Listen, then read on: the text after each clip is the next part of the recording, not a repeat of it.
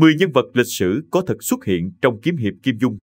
Nhà văn Kim Dung đã nhiều lần đưa các nhân vật lịch sử vào trong tiểu thuyết của mình, rồi thêm các tình tiết hư cấu, yếu tố tưởng tượng hấp dẫn để tạo nên một tác phẩm kiếm hiệp cuốn hút biết bao thế hệ độc giả. 1. Đoàn Dự.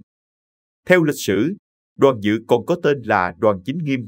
Ông nối ngôi vua cha Đoàn Chính Thuần và trở thành vị vua thứ 16 của Đại Lý, trị vì trong khoảng thời gian 1108 đến 1147. Dự không chỉ có xuất thân cao quý, mà còn sở hữu võ công cao cường, khác hẳn với các nhân vật khác. Trong Thiên Long Bát Bộ, Đoàn Dự là con của Thái tử tiền triều Đoàn Diên Khánh, nhờ cơ duyên nên học được Lục Mạch Thần Kiếm, Bắc Minh Thần Công, Lăng Ba Vi Bộ, kết nghĩa huynh đệ với Tiêu Phong và Hư Trúc. Nếu chiếu theo đúng phả hệ của hoàng tộc Đại Lý, Đoàn Dự là ông nội của nhân vật Nam Đế, Đoàn Trí Hưng trong Anh Hùng Xạ Điêu. 2. Khưu Xứ Cơ. Theo lịch sử, Khâu Xứ Cơ là đạo sĩ giữa hai thời kỳ cai trị, nhà Kim và nhà Nguyên. Ông có tự là Thông Mật, đạo hiệu là Trường Xuân Tử. Khâu Xứ Cơ là người có danh tiếng nhất trong toàn chân thất tử. Sau này, ông qua đời vì bệnh tật rồi được an táng tại Bạch Vân Quán, Bắc Kinh. Trong tác phẩm Anh Hùng Xạ Điêu, Khưu Xứ Cơ được hư cấu thành một đạo sĩ giỏi võ nghệ trong toàn chân thất tử. Ông dạy võ cho Dương Khang để tỷ thí với Quách Tĩnh. Thế nhưng y là kẻ phản bội, nhận giặc làm cha, phụ lòng dạy dỗ của ông. 3. Thành Cát Tư Hãn. Trong lịch sử, Thành Cát Tư Hãn là một nhà quân sư nổi tiếng và là một trong những vị lãnh đạo tầm cỡ. Ông được người Mông Cổ vô cùng tôn trọng, thậm chí từng thống nhất các bộ lạc ở vùng Đông Bắc Á.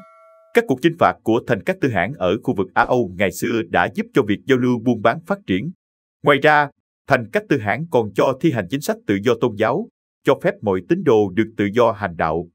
Trong Anh Hùng Xạ Điêu, Thành Cát Tư Hãn là người cưu mang mẹ con Lý Bình, Quách Tĩnh khi họ chạy trốn tới Đại Mạc Mông Cổ. Quách Tĩnh từng lập nhiều công lao cho Thành Cát Tư Hãn. Chàng được Đại Hãn yêu quý và hứa gả con gái là Hoa Tranh. Thế nhưng cuối cùng Quách Tĩnh đã chọn Hoàng Dung làm người tri kỷ. Khi Thành Cát Tư Hãn xâm lược Nam Tống, Quách Tĩnh đã tới thành Tương Dương chống lại quân Mông Cổ.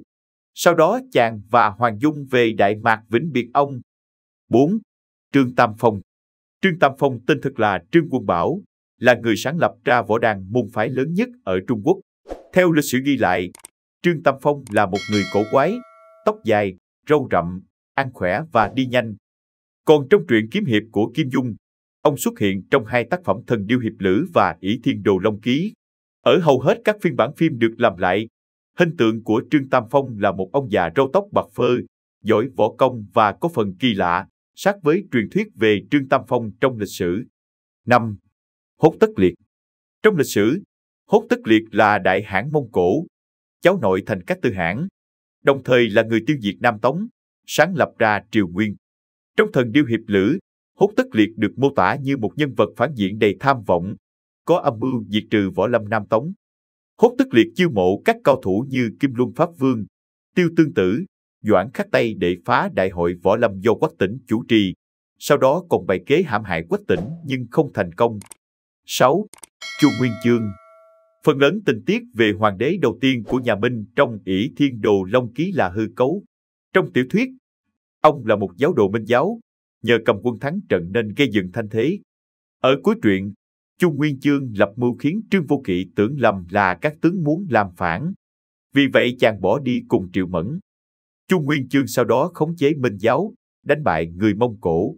Trong một số phiên bản, Chu Nguyên Chương bị Trương Vô Kỵ ép phải thề không được hãm hại giáo chúng Minh giáo. Cái tên nhà Minh cũng là từ chữ Minh giáo. 7. Khang Hy.